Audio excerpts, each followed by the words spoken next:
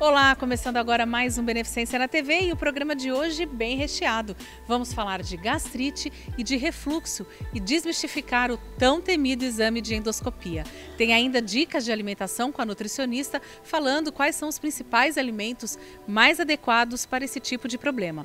Passamos pelo PS e conversamos com o Dr. Lucas, que fala sobre os principais problemas de saúde causados agora pelo verão.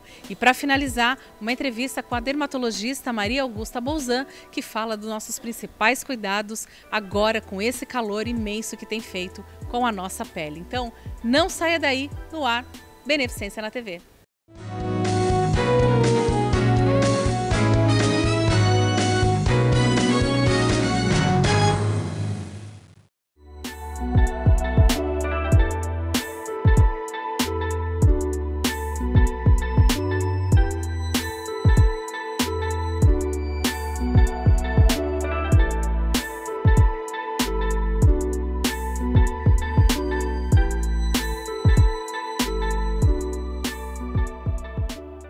Beneficência na TV hoje vai falar sobre não é o friozinho na barriga, mas aquela queimação, arde. As pessoas falam, ai, minha bendita gastrite nervosa. Mas será que a gastrite nervosa é mito? Realmente ela existe?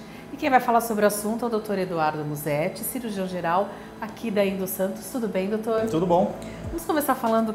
As pessoas acabam abusando, principalmente nessa época que a gente veio de um final de ano, abusa, né? Bebida, churrasco, não come direito. E aí as consequências começam a vir no decorrer do ano. Quais são os principais problemas que a gente pode acabar tendo devido a uma má alimentação na parte gástrica? A gente tem uma série de consequências, né, com esse abuso do final do ano, né? Uso, às vezes, indiscriminado de álcool, né, que a gente vê com bastante frequência, muitos medicamentos, a correria do dia a dia, isso tudo influencia na saúde do aparelho digestivo. Mas não é só na época do final do ano, né, doutor? Isso acaba também, um problema de gastrite, por exemplo, vem no decorrer de uma alimentação não balanceada. Com certeza. E, inclusive, umas pessoas têm mais propensão a desenvolver essas doenças do que outras, né? Isso é motivo pelo qual é sempre bom acompanhar, né, com o gastro, eventualmente submeter a uma endoscopia para ver como é que está o estômago, o esôfago, ver se está tudo direitinho. Quando fala em endoscopia, as pessoas têm medo ainda, né, doutor? Tem sim. Ainda tem essa imagem, né, de que a endoscopia é um exame desagradável, né, e de fato era. Então, isso mudou bastante hoje em dia por conta da evolução da medicina em geral. Na endoscopia isso não é diferente. As medicações sedativas hoje são muito mais seguras, né, e fazem com que o exame fique mais confortável, né. Os aparelhos se desenvolveram bastante também, a gente tem bastante recurso tecnológico e tudo isso com a finalidade de ficar um exame confortável e bastante seguro. Daqui a pouquinho a gente vai falar sobre o exame, mas eu queria que o senhor falasse assim, rapidamente, quais são os principais sintomas de que algo no nosso estômago, algo na nossa parte gástrica não está funcionando direito? São aqueles sintomas básicos, né? A queimação, a má digestão, come, parece que fica estufado, algo não está legal, né? Então, se abusou ou eventualmente esses sintomas se repetem com frequência, é interessante investigar. Agora, doutor, a gente tem a gastrite, a úlcera, a esofagite e tem a bactéria também, a H. pylori, também que as pessoas falam. Fala um pouquinho de cada um deles. A bactéria é a grande vilã, né, atualmente. Os estudos têm mostrado que ela está associada a diversas doenças do aparelho digestivo, desde doenças benignas e eventualmente até um câncer gástrico, por exemplo. Mas ela tem cura, né? Ela é uma parasita, vamos dizer assim, né? Uma oportunista que vê em algumas lesões gástricas, né, alguns pequenos ferimentos, a oportunidade de causar algum dano. Então, é interessante também sempre avaliar, sempre acompanhar e, eventualmente, tratar. Hoje em dia tem uma ampla indicação para tratamento de H. pylori.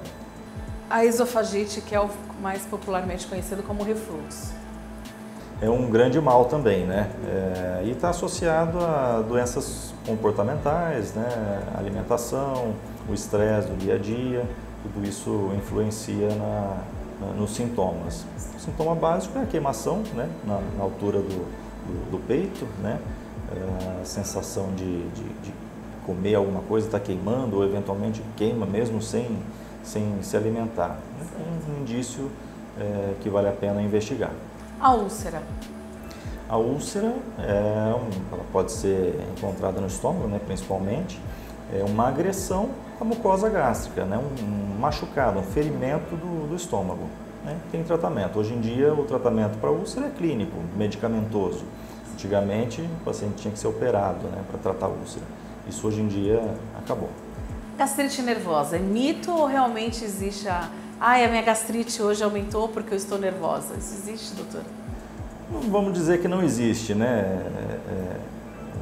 Um termo que se consagrou pelo uso. Né? Os sintomas, né, que simulam uma gastrite, uma irritação da mucosa gástrica e que muitas vezes está associado com o dia a dia, com a alimentação errônea e eventualmente o uso abusivo de medicamentos, álcool, alimentos em excesso, né? Então, de fato, tem essa associação, né? Não é um termo médico, né, comprovado, mas dá para a gente considerar que ela existe, sim. Agora, o grande vilão dos problemas é a endoscopia, que é esse exame que muita gente tem medo de fazer. E o senhor mesmo falou que agora está mais fácil, né, por causa do anestésico e tudo. Vamos falar um pouquinho da endoscopia. O senhor tem algumas imagens, né, doutor? Sim. A endoscopia hoje é um exame muito tranquilo, né, diferente do passado, onde era feito praticamente acordado, né, o paciente saía traumatizado do exame. Hoje em dia as medicações são bastante seguras, fazem com que o paciente durma tranquilamente durante o exame e isso... Quanto tempo de exame? No máximo 5 a 8 minutinhos, é bem rapidinho o exame. Então, a endoscopia nada mais é que um tubo, né, de borracha. Esse tubo ele entra pela nossa boca. Entra pela boca com o paciente sedado, né, dormindo. Ele percorre o esôfago. Né, o paciente não sente nada? Nada. E o exame, mesmo acordado, é um exame indolor. Ele é um pouco desconfortável pelo fato de passar na garganta e causar uma certa náusea e vômitos em algum paciente. Mas tem gente que inclusive prefere fazer acordado. Ainda tem. Então dá para ver que aí a câmera percorre todo o aparelho digestivo alto, né, esôfago, estômago, comecinho do intestino fino. Nisso a gente pode pesquisar a presença de lesões, pólipos, úlcera, algum estreitamento, alguma estenose, né, de algum trajeto, que eventualmente pode dificultar o paciente de se alimentar. E também a gente tem a possibilidade, durante o exame, de colher biópsias, né, que a gente tem um paciente com gastrite erosiva. Tá? São pequenas lesões da mucosa gástrica que podem causar sintoma, podem causar sangramento, eventualmente. Tá? Isso a gente consegue detectar com a qualidade do equipamento. E o senhor falou que, porque, assim, olhando por aqui, a gente parece que é uma lesão grande, mas na verdade são 3 milímetros. Sim, a câmera amplia, né, a imagem endoscópica, então a gente consegue ver com detalhe mesmo essas pequenas lesões. Certo. E aí, nesse exame o senhor consegue ver, a úlcera consegue ver, e quando está fazendo a coleta é que vai ver se tem a bactéria presente. Exatamente. Ou não. A biópsia serve para retirar um fragmento da mucosa gástrica ou eventualmente outro segmento do aparelho digestivo e mandar para análise, ver se tem alguma alteração. Ok. E quanto tempo leva o resultado do exame, doutora? A pessoa já sai daqui com o resultado? A pessoa sai daqui com o laudo de endoscopia já em mãos. Agora, doutor, como é feita a preparação? A pessoa não pode estar com o estômago cheio, ela tem que estar em jejum. Como é que é feita essa preparação? Exato. O jejum é de 8 horas, né? Um preparo simples para a endoscopia. Simplesmente o jejum de líquido e sólido durante 8 horas, pelo menos. Tá? O paciente vem com um acompanhante maior de idade, né? Porque ele vai ser submetido à sedação. Então, para ir embora, pode ser que ele saia um pouco sonolento ainda. É interessante que tenha alguém acompanhando durante todo o período de exame. E aí, o senhor começa, faz o exame, é feita uma sedação. É injetável, é oral? A sedação é endovenosa, é injetável. Né? É um coquetel de medicações, né? Que tem rápida ação, né? E dura muito pouquinho, o suficiente para que seja feito o exame. O paciente vai estar dormindo e não vai sentir absolutamente nada. Bem tranquilo. Tranquilo. E aí, acabou o exame, como é que é feito? Porque o paciente vai estar dormindo, é necessário ir para o centro cirúrgico ou é feito aqui mesmo? Não, o exame é feito em setor de endoscopia próprio para isso. Como é muito rápido, né, o paciente acorda logo após o procedimento, né, e já está apto para se alimentar. Então não demora muito? Não, rapidinho. Entendi. Ok. Doutor, obrigada pela sua participação aqui pela primeira vez no Beneficência na TV. E eu queria que você deixasse então um recado para essas pessoas que têm medo, que estão sentindo alguma coisa, para que procure seu médico e que não tenha medo de fazer endoscopia. O recado é que as pessoas se cuidem, né? Venham fazer uma endoscopia se necessário, marque uma consulta com seu gastroenterologista, se ele achar conveniente, ele vai solicitar o exame e a gente está à disposição para realizar. Ok. Obrigada, doutor. Mais uma vez, então, já que a gente está falando sobre alimentação também balanceada, para que a gente não tenha nenhum tipo de problema, vamos ver uma dica lá da nutricionista aqui da Beneficência sobre alimentação balanceada.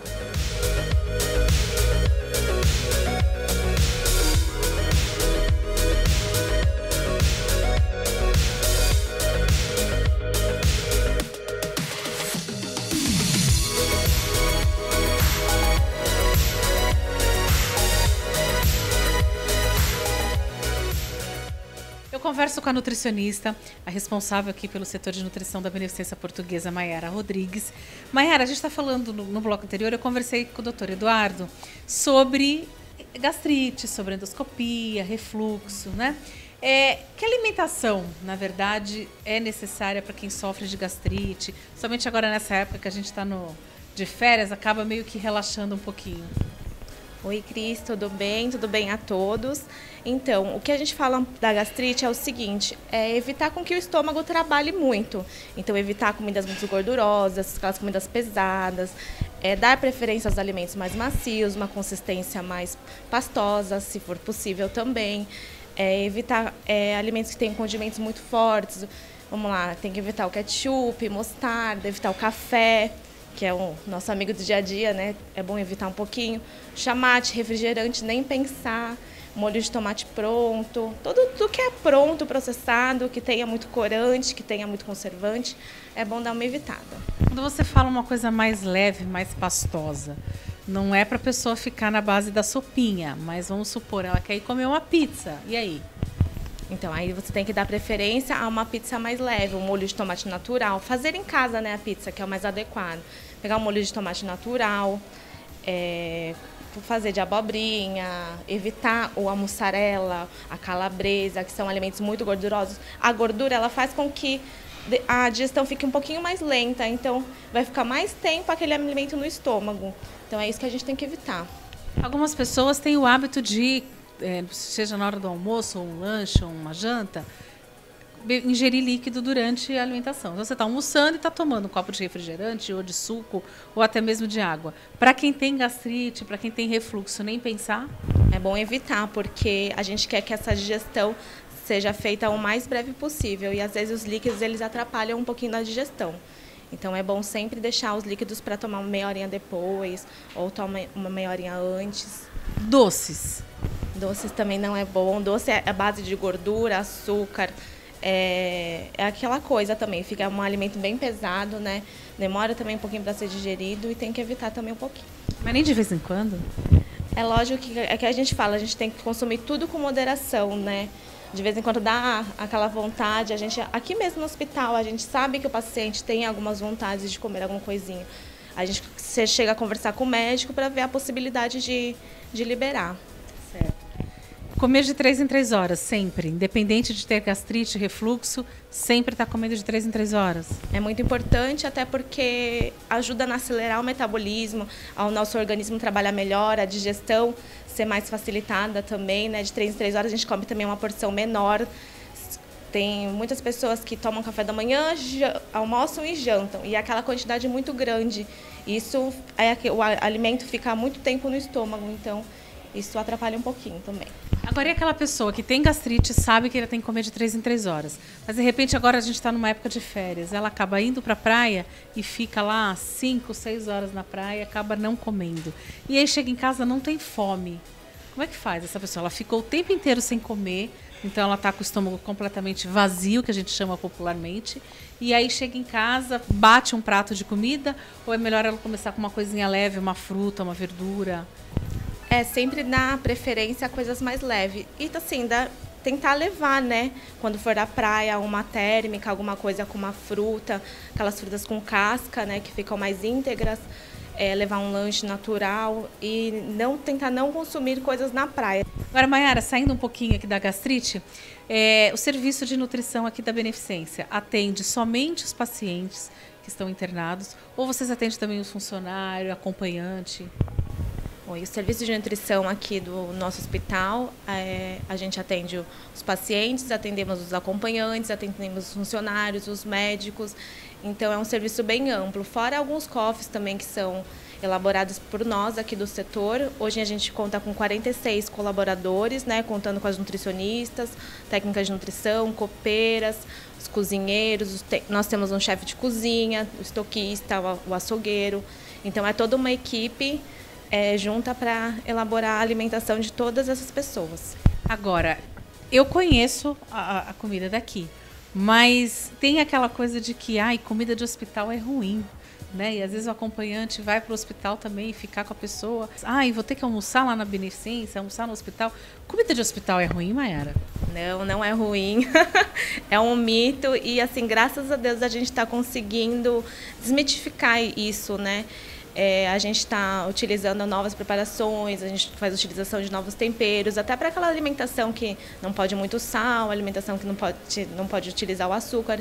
Então, é uma alimentação bem diversificada, é uma alimentação que dá depois para o paciente também se alimentar em casa. Então, graças a Deus, a gente está conseguindo chegar a esse nível, né, que... Também tem os pacientes da oncologia que vêm fazer quimioterapia. Vocês também atendem esses pacientes lá que ficam fazendo a quimioterapia? Sim, nós atendemos os pacientes de quimioterapia e radioterapia. O atendimento é realizado nos consultórios lá no setor de radioterapia, toda quinta-feira, das 9 ao meio-dia. É só agendar uma consulta com a nutricionista, que a gente está à disposição. Mayara, então eu já queria deixar o convite de que a gente possa mostrar os bastidores aqui, mostrar a cozinha, que é muito grande, o chefe de cozinha, que eu estou sabendo que tem um patê especial, né? Tem um patê de bacalhau. Quando vocês voltarem, a gente pode fazer uma degustação. Opa, vamos fazer.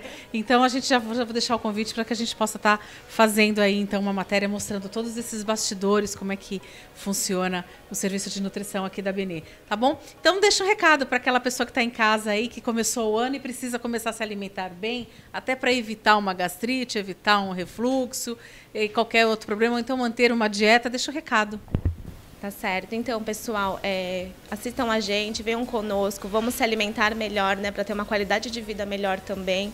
E nós estamos aqui à disposição sempre. Tá certo. Obrigada mais uma vez. Olha, tá aí. Essa foi a dica aqui da nutricionista Mayara do setor de nutrição da Beneficência Portuguesa.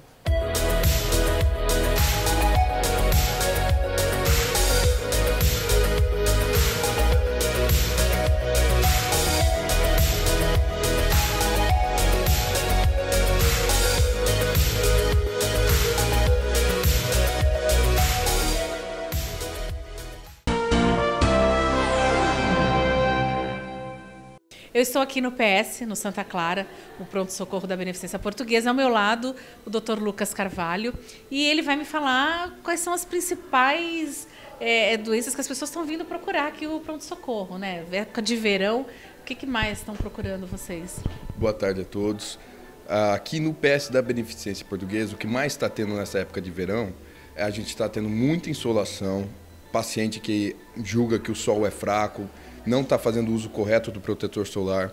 Seguido disso, estamos tendo também muitos casos de diarreia e gastroenterite, vômitos. Isso também está cursando pela terceira afecção mais predominante aqui no PS, está sendo a desidratação. Esse calor, baixa ingesta hídrica, má alimentação, alimentação pesada e errônea em horas erradas. Tudo isso acaba desenvolvendo essas queixas mais recorrentes do pronto-socorro aqui da gente.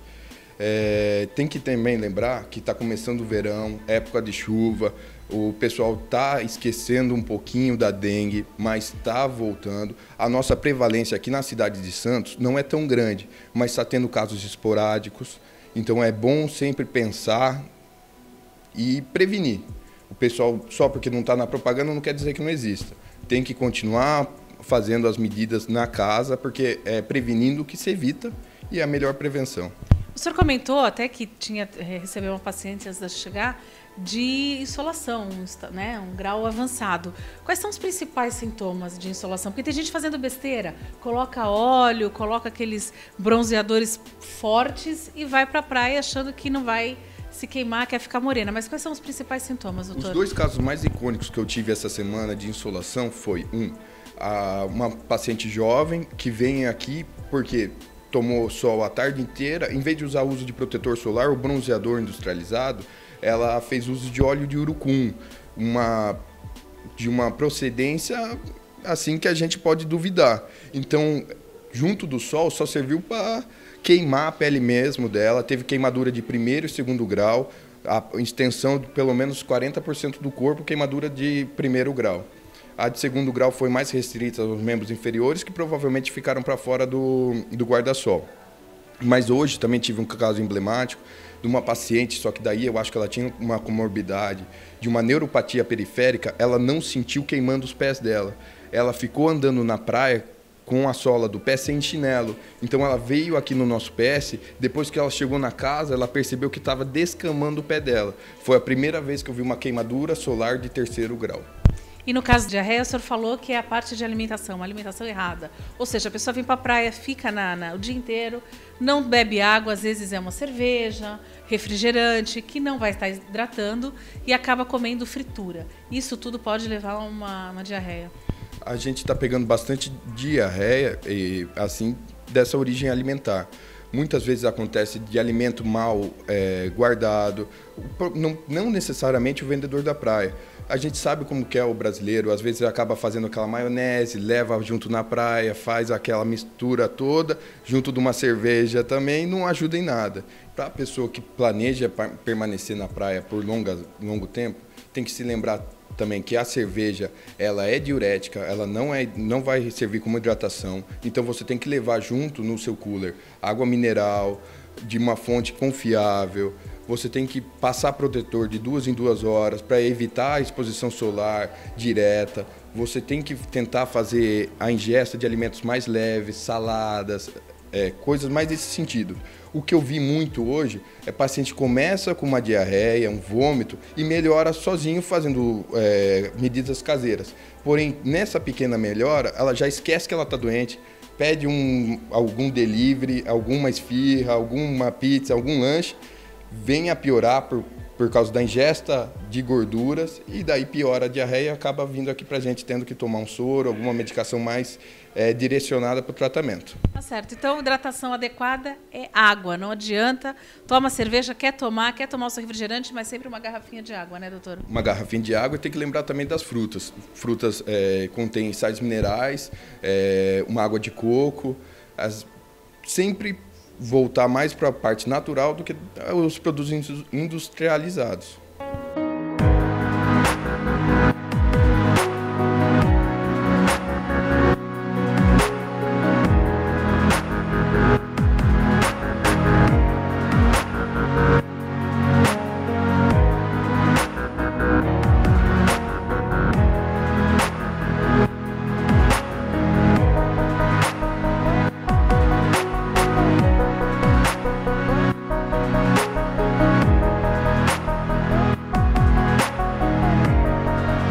E já que nós estamos falando sobre o verão, e esse sol escaldante, assim, aquela sensação térmica de 50 graus, tem dias que o sol tá pegando fogo.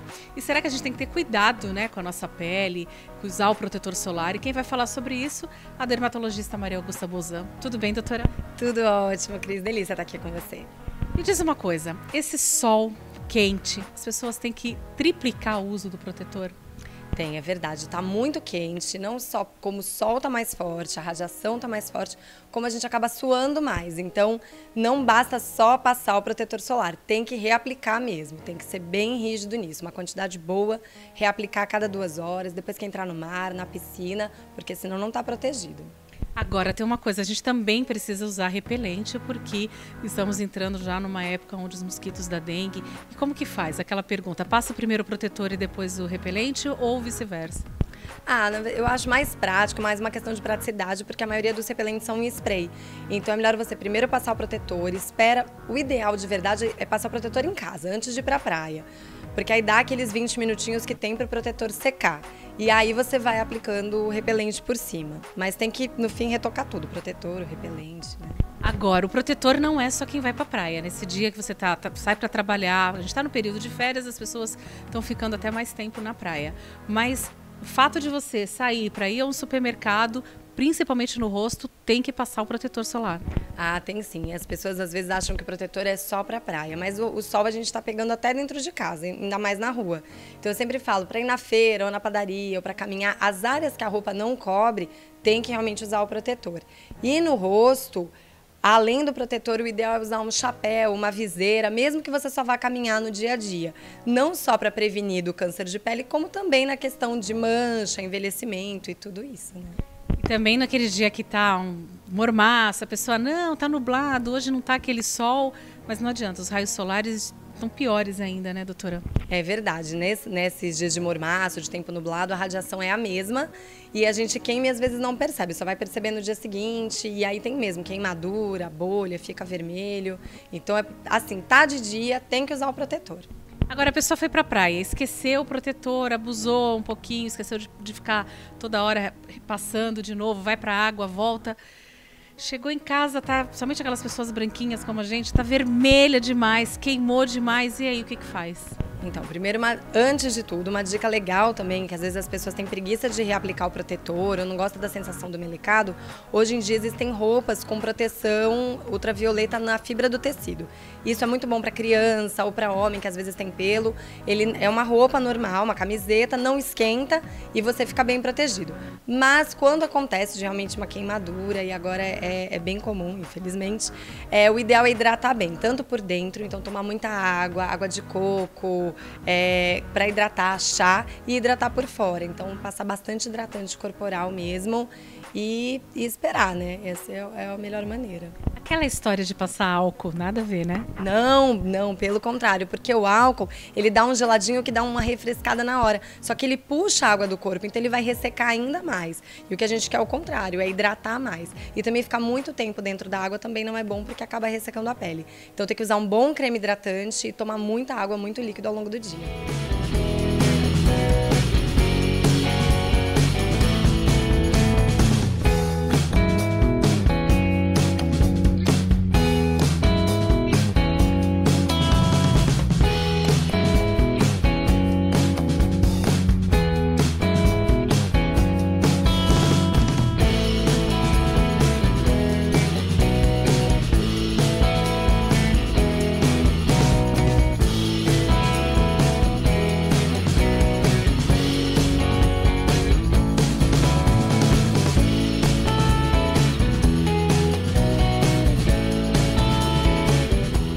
Bom, Beneficência na TV fica por aqui, espero que você tenha gostado. Continue mandando as suas mensagens, as suas sugestões. Olha, nosso endereço de e-mail está aparecendo no seu vídeo. Na próxima semana eu te espero para mais um Beneficência na TV. Até lá!